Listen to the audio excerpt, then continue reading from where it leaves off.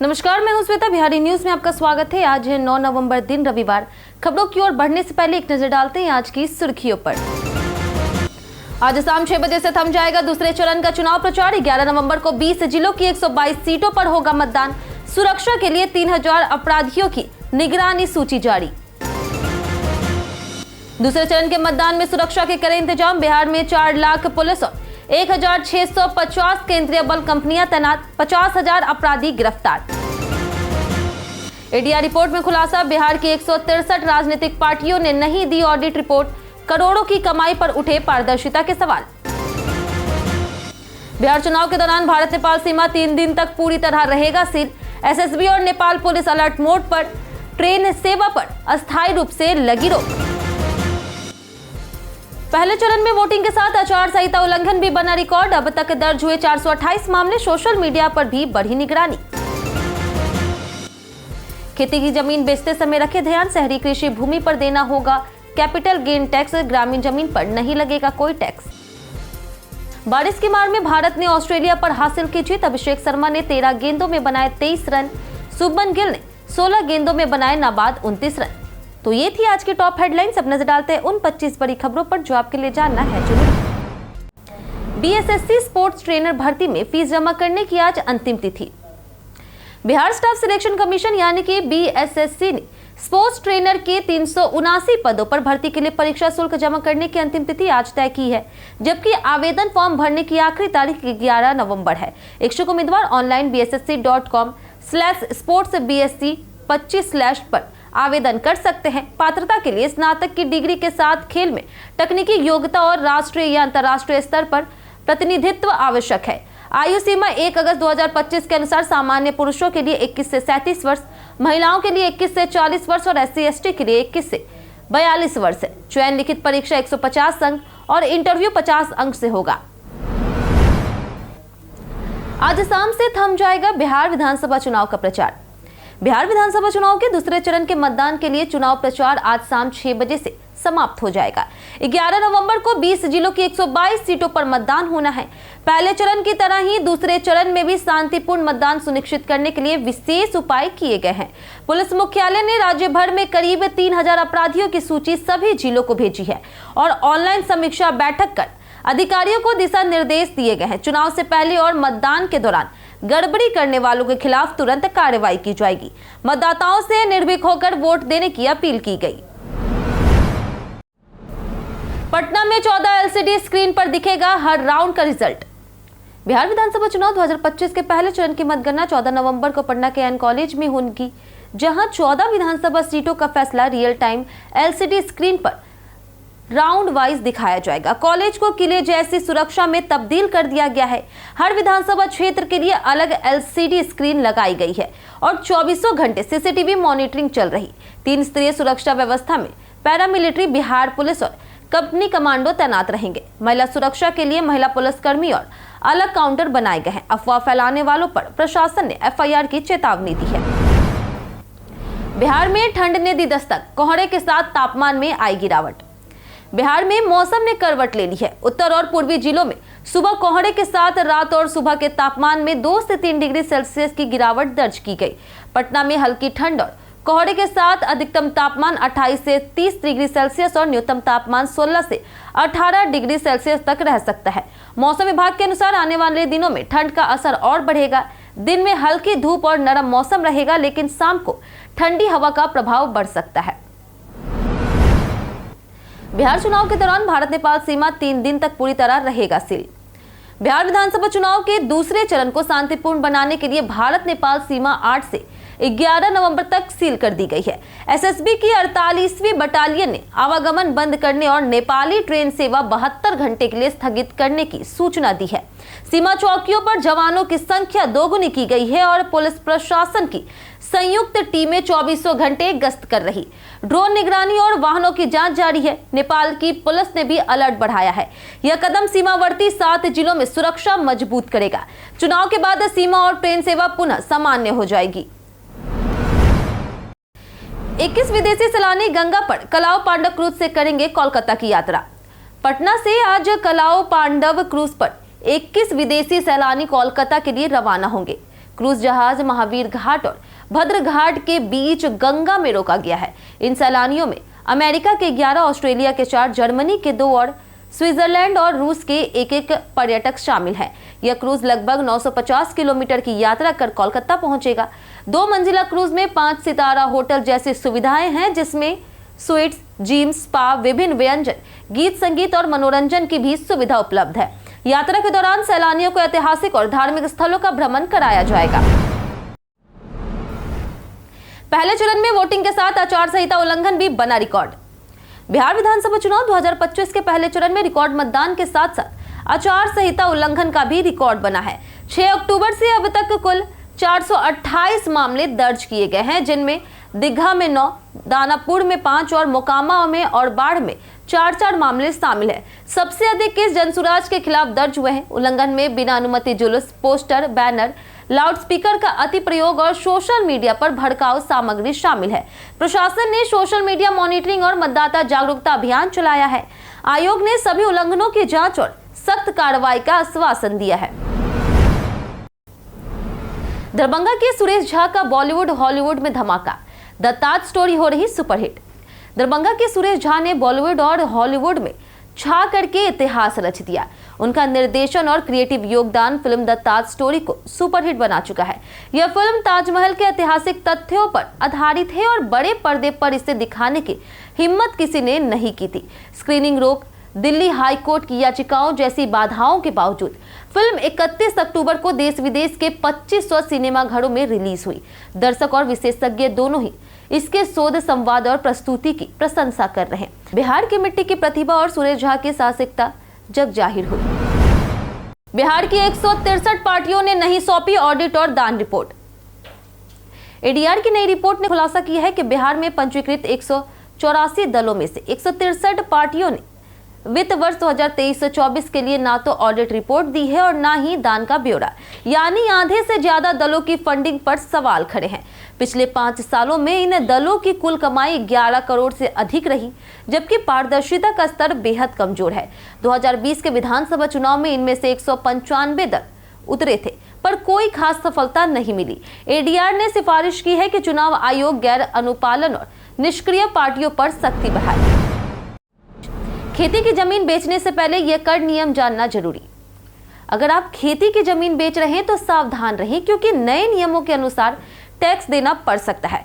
ग्रामीण कृषि भूमि बेचने पर टैक्स नहीं लगता, लेकिन शहरी कृषि भूमि बेचने पर पूंजीगत लाभ कर देना अनिवार्य है। जमीन 2 साल से अधिक रखी हो तो दीर्घकालिक लाभ पर 20% टैक्स लगेगा। कम समय में बेचने पर आयकर स्लैब अनुसार टैक्स देना होगा। वहीं टैक्स बचाने के वैध उपाय हैं विक्रय राशि को दूसरी कृषि भूमि में निवेश करना या फिर NHAI या REC बॉन्ड में निवेश करना। सभी दस्तावेज सुरक्षित रखें। SSC CPO 2025 परीक्षा के लिए स्लॉट सिलेक्शन 17 नवंबर से शुरू। स्टाफ सिलेक्शन आयोग ने SSC CHSL के तर्ज पर SSC CPO एग्जाम और SSC JEE एग्जाम के लिए अभ्यर्थियों को अपनी पसंदीदा एग्जाम सिटी और एग्जाम डेट चुनने का मौका दिया है। अभ्यर्थी आयोग के पोर्टल पर लॉगिन करके अपने पसंद अनुसार स्लॉट बुक कर सकते हैं। SSC CPO एग्जाम के लिए स्लॉट चयन विंडो 17 नवंबर से 21 नवंबर तक चालू रहेगी और SSC JEE के लिए 10 नवंबर से 13 नवंबर तक यह सुविधा उपलब्ध रहेगी। लिखपर ऐप पर SSC CPO और SSC CHSL एग्जाम के लिए मॉक पेपर्स और PYQ उपलब्ध है, जो आयोग के लेटेस्ट परीक्षा पैटर्न और सिलेबस पर आधारित है। लिखपर ऐप को आप गूगल प्ले स्टोर या iOS ऐप स्टोर से भी प्राप्त कर सकते हैं। हर दिन 23 हेलीकॉप्टर से बिहार में हो रहा प्रचार। बिहार विधानसभा चुनाव 2025 में प्रचार अब हवा में भी सक्रिय हो गया है। हर दिन 23 हेलीकॉप्टरों से उम्मीदवार और स्टार प्रचारक एक जिले से दूसरे जिले तक पहुंच रहे। भाजपा सबसे आगे है, रोजाना 1.5 करोड़ रुपए हेलीकॉप्टर खर्च कर रही। पीएम मोदी, अमित शाह और अन्य बड़े नेता मैदान तक सीधे हेलीकॉप्टर से पहुंच रहे। वहीं तेजस्वी यादव एक दिन में 10 से 12 सभाएं कर फास्ट फ्लाइंग मोड में है। तेज प्रताप यादव भी स्वतंत्र उड़ान भर रहे। पटना एयरपोर्ट अब चुनाव का हाई प्रोफाइल हब बन गया है। वहीं हेलीकॉप्टर राजनीति बिहार में पिछले दशकों में बड़े बदलाव का प्रतीक बन गई है। चुनाव से पहले उत्पाद विभाग ने 58 लीटर शराब किया जब्त। बिहार विधानसभा चुनाव के मद्देनजर अररिया में उत्पाद विभाग ने सघन छापेमारी की। इस कार्रवाई में शराब पीने के आरोप में 17 लोग और अवैध शराब रखने के आरोप में 2 तस्कर गिरफ्तार किए गए। कुल 58 लीटर अवैध देशी शराब बरामद हुई है और एक बाइक भी जब्त की गई है। गिरफ्तार आरोपियों को न्यायालय के समक्ष पेश किया गया है। वहीं नेपाल सीमा से लगे इलाकों में अवैध शराब तस्करी रोकने के लिए एसएसबी के साथ समन्वय बढ़ाया गया है। उत्पाद अधीक्षक निरंजन कुमार झा ने बताया कि चुनाव में किसी भी गड़बड़ी बर्दाश्त नहीं की जाएगी और लोगों से शांतिपूर्ण मतदान में सहयोग करने की अपील की गई। दूसरे चरण के लिए 4 लाख पुलिस और 1650 कंपनियां हैं तैनात। बिहार विधानसभा चुनाव के दूसरे चरण का मतदान 11 नवंबर को 20 जिलों के 122 विधानसभा क्षेत्रों में कड़ी सुरक्षा के बीच होगा। केंद्रीय बलों की 1650 कंपनी और लगभग 4 लाख बिहार पुलिस जवान तैनात हैं। स्थानीय पुलिस केंद्रीय बलों के साथ सर्च ऑपरेशन और वाहन चेकिंग कर रही, जबकि फरार कुख्यात अपराधियों की तलाश भी जारी है। वहीं डीजीपी विनय कुमार ने गड़बड़ी करने वालों को गिरफ्तार करने के निर्देश दिए। पिछले 1 महीने में पुलिस ने 50,000 बदमाशों को गिरफ्तार किया है और 809 हथियार, 3,409 गोलियां बरामद की है। सभी सुरक्षा इंतजाम पूरी तरह तैयार है। सांभवी चौधरी पर 2 बार वोट डालने का आरोप पर डीएम ने दी सफाई। बिहार चुनाव के पहले चरण के मतदान के दौरान एलजेपीआर सांसद सांभवी चौधरी पर 2 बार वोट डालने का आरोप लगा। जब उनका वीडियो दोनों हाथों में स्याही लगे दिखा तो कांग्रेस और आरजेडी ने इस पर हमला बोला, जबकि पटना डीएम ने सफाई देते हुए कहा कि यह मतदान कर्मी की गलती थी। डीएम के अनुसार स्याही गलती से दाहिने हाथ पर लगाई गई, जिसके बाद नियम के तहत बाएं हाथ पर भी लगाया गया। सांभवी ने केवल 1 बार ही वोट डाला है। 25 वर्षीय सांभवी समस्तीपुर से सांसद हैं। उनके पिता अशोक चौधरी जेडीयू मंत्री हैं और दादा महावीर चौधरी कांग्रेस नेता थे। आरबीआई की मंजूरी के बाद जूनो लाएगा बच्चों के लिए डिजिटल वॉलेट। भारतीय रिजर्व बैंक ने जूनियो पेमेंट्स प्राइवेट लिमिटेड को प्रीपेड पेमेंट इंस्ट्रूमेंट्स जारी करने की मंजूरी दी है। अब जूनियो बच्चों और युवाओं के लिए ऐसा डिजिटल यूपीआई वॉलेट लॉन्च करेगा जिससे वे बिना बैंक अकाउंट के पेमेंट कर सकेंगे। माता पिता अपने यूपीआई अकाउंट को बच्चों से लिंक कर पाएंगे और खर्च पर निगरानी रख सकेंगे। जूनियो ऐप, जिसे अंकित गेरा और शंकरनाथ ने शुरू किया, बच्चों को फाइनेंशियल लिटरेसी सिखाने पर केंद्रित है। ऐप में टास्क, रिवॉर्ड्स, सेविंग गोल्स और रुपे कार्ड जैसी सुविधाएं हैं। आने वाले समय में इसमें यूपीआई इंटीग्रेशन और ट्रांजिट पेमेंट जैसे फीचर्स भी जोड़े जाएंगे। बेतिया में गरजे पीएम मोदी, कहा एक नहीं हर बूथ जीतना है। बीते दिन प्रधानमंत्री नरेंद्र मोदी ने अपने बिहार चुनाव अभियान के अंतिम रैली बेतिया में आयोजित की। उन्होंने कहा कि अब अगली बार शपथ ग्रहण में आऊंगा। 11 नवंबर को हमें केवल सीटें नहीं, हर बूथ जीतना है। पीएम मोदी ने चंपारण की ऐतिहासिक महत्वता और गांधी जी के सत्याग्रह का जिक्र किया। उन्होंने जंगलराज और भ्रष्टाचार के खिलाफ वोट देने की अपील की, विशेषकर कांग्रेस और राजद पर निशाना साधा। राहुल गांधी के बेगूसराय तालाब कूदने वाले विवाद का जिक्र करते हुए उन्होंने विपक्ष की नीतियों की आलोचना की। वहीं पीएम ने दावा किया कि एनडीए सरकार में बिहार विकास की राह पर है और सुशासन बनाए रखना जनता की जिम्मेदारी है। तेजस्वी यादव का आज 36वां जन्मदिन। तेजस्वी यादव का आज 36वां जन्मदिन। पटना की सड़कों पर लगे पोस्टर। नेता प्रतिपक्ष तेजस्वी यादव का 9 नवंबर यानी कि आज ही के दिन 36वां जन्मदिन है। इस मौके पर राजद समर्थक पटना की सड़कों पर बड़े पोस्टर लगाकर उनका स्वागत कर रहे, जिसमें तेजस्वी हाथ जोड़े और सीएम ऑफ बिहार कुर्सी के साथ दिखाए गए। पोस्टर में लालू प्रसाद, राबड़ी देवी, मीसा भारती और अन्य नेताओं की तस्वीरें भी शामिल है। राजद का कहना है कि जन्मदिन गरीबों, महिलाओं, पिछड़ों, अल्पसंख्यकों और दलितों के लिए उनके संकल्प का प्रतीक है। कार्यकर्ता विभिन्न कार्यक्रम और अलम वितरण की तैयारी कर रहे हैं। राजद सचिव का मानना है कि तेजस्वी का सीएम बनना तय है। केंद्रीय गृह मंत्री अमित शाह ने आरजेडी और कांग्रेस पर साधा निशाना। केंद्रीय गृह मंत्री अमित शाह ने पूर्णिया, कटिहार और सुपौल में 3 सभाओं में आरजेडी और कांग्रेस पर तीखा हमला किया और जंगल राज की चेतावनी दी। उन्होंने घुसपैठियों, अवैध धंधों तथा जंगल राज को उखाड़ फेंकने का संकल्प बताया और सीमांचल से घुसपैठियों को बाहर करने की अपील की। शाह ने विकास, चीनी मिलों की घोषणा और सीतामढ़ी में जानकी मंदिर तथा अयोध्या के लिए सीधा ट्रेन कनेक्शन लाने की बात कही। उन्होंने विपक्ष पर भ्रष्टाचार और राम मंदिर विरोध के आरोप लगाए और सीएम नीतीश कुमार और पीएम मोदी के गठबंधन को मजबूत बताते हुए मतदान में समझदारी से तीर कमल का चुनाव करने को कहा। शाह ने शीघ्र सख्त कार्रवाई का भरोसा भी दिया। राहुल गांधी आज बहादुरगंज में करेंगे जनसभा। बिहार विधानसभा चुनाव के दूसरे चरण में 11 नवंबर को मतदान से पहले कांग्रेस नेता राहुल गांधी आज किशनगंज के बहादुरगंज में आयोजित विशाल जनसभा को संबोधित करेंगे। यह सभा कांग्रेस प्रत्याशी प्रोफेसर मुसबिर आलम के समर्थन में रसल हाई स्कूल मैदान में आयोजित की जा रही। कांग्रेस कार्यकर्ता मंच सुरक्षा और जन सुविधाओं की तैयारी में जुटे हैं। वहीं जिला प्रशासन सुरक्षा और ट्रैफिक व्यवस्था सुनिश्चित कर रहा है। सांसद डॉक्टर जावेद आजाद ने कहा कि राहुल गांधी हमेशा अन्याय के खिलाफ आवाज उठाते हैं और उनका आगमन कांग्रेस कार्यकर्ताओं में जोश भरने वाला है।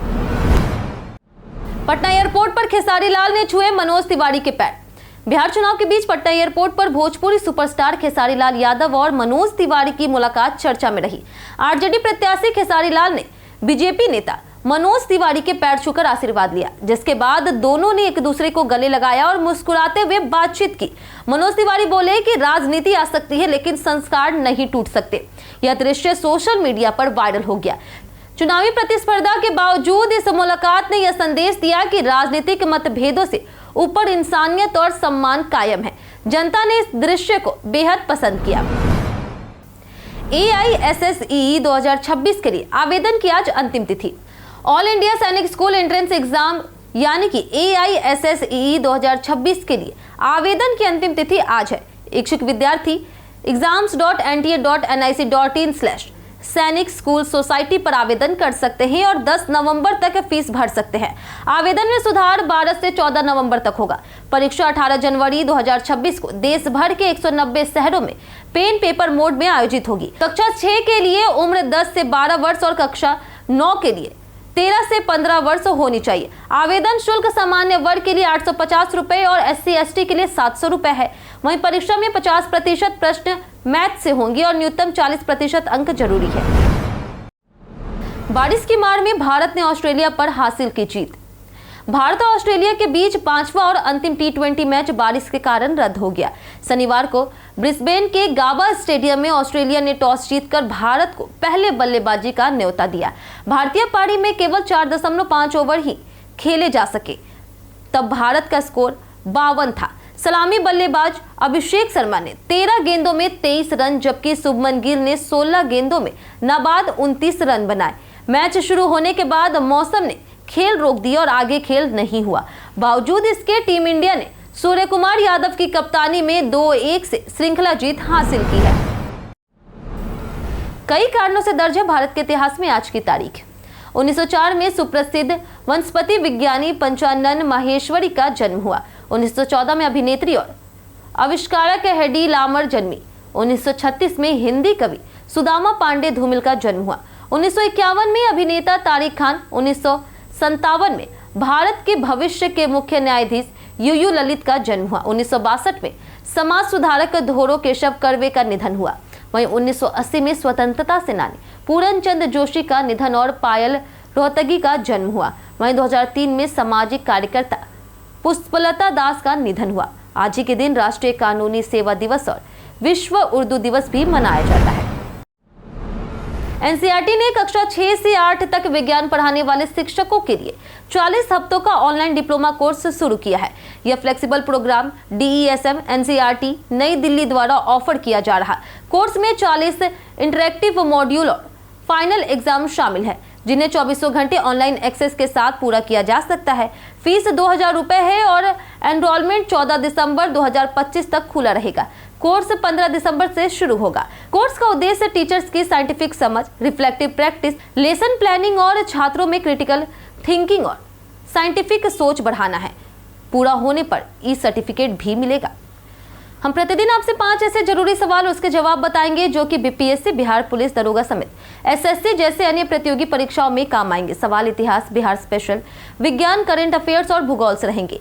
पूछे गए 5 सवाल में आपने कितना सही जवाब दिया, ये हमें कमेंट करके जरूर बताएं। हमारा पहला सवाल है, इनमें से किसे जननायक के नाम से जाना जाता है? ऑप्शन ए है कर्पूरी ठाकुर, ऑप्शन बी है नीतीश कुमार, ऑप्शन सी है सत्येंद्र नारायण सिन्हा, ऑप्शन डी भागवत झा आजाद। इसका सही जवाब है ऑप्शन ए कर्पूरी ठाकुर। हमारा दूसरा सवाल है कि बिहार में किस धर्म का सर्वाधिक पालन किया जाता है? ऑप्शन ए है बौद्ध धर्म, ऑप्शन बी है इस्लाम, ऑप्शन सी है हिंदू धर्म या फिर ऑप्शन डी जैन धर्म। इसका सही जवाब है ऑप्शन सी हिंदू धर्म। हमारा तीसरा सवाल है कि गांव में छोटे मोटे सिविल और आपराधिक मामलों का निपटारा कौन करता है? ऑप्शन ए है सरपंच, ऑप्शन बी है पंच, ऑप्शन सी है न्याय पंचायत या फिर ऑप्शन डी जिला मजिस्ट्रेट। इसका सही जवाब है ऑप्शन सी न्याय पंचायत। हमारा चौथा सवाल है कि पैरा शूटिंग वर्ल्ड कप 2025 कहां आयोजित किया गया, जिसमें अवनी लेखना ने स्वर्ण पदक जीता है। ऑप्शन ए है नई दिल्ली, ऑप्शन बी है बर्लिन, ऑप्शन सी है पटना या फिर ऑप्शन डी दुबई। इसका सही जवाब है ऑप्शन डी दुबई। हमारा आखिरी सवाल है कि इनमें से कौन सा देश फरवरी 2026 में दुनिया की सबसे बड़े एआई शिखर सम्मेलन का आयोजन करेगा। ऑप्शन ए है भारत, ऑप्शन बी है इंग्लैंड, ऑप्शन सी है दक्षिण कोरिया, फिर ऑप्शन डी जर्मनी। इसका सही जवाब है ऑप्शन ए भारत। बीते दिन हमारे द्वारा पूछे गए सवाल का जवाब आप लोगों में से बहुत लोगों ने हमारे कमेंट बॉक्स सेक्शन में लिख कर दिया है। जिन्होंने हमारे द्वारा पूछे गए सवाल का जवाब दिया उनके नाम है रंजित मिश्रा, शरद चंद्रा, लक्ष्मी मेहता, मनोज दास, राजेश मांझी, विजय घायल, राम बाबू दास, लल्लन मोती, नीलम महतो, संजय देवा, मुन्ना प्रसाद, अनवर करीम खान, कृष्णा प्रसाद, चंदन कुमार, मिथिलेश कुमार, विश्वनाथ कुमार, सलीम अंसारी, चंपा देवी, दिलीप कुमार, नौशाद रजा, युवराज कुमार, डॉली शाह, अशोक दास, दयानंद सिंह, राजेश कुमार, रणधीर कुमार, वीना कुमारी, राजेश मिश्रा, संजीव कुमार, चांदनी पासवान, विक्रम राय, जफर खान, अदालत पासवान, राम बाबू यादव, अबोध कुमार, सुबोध कुमार और कुदरत अंसारी।